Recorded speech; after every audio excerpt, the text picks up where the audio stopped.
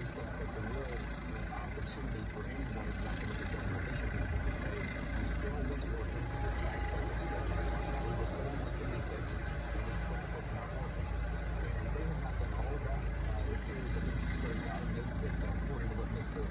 Musk has been able to do with Doge, they've estimated they're going to save some $150 to $160 billion. We'll see if that's the case, which works out to be about $1,000. The taxpayer will take the savings. Now, I would bring up that there are reports on the newspapers, so they show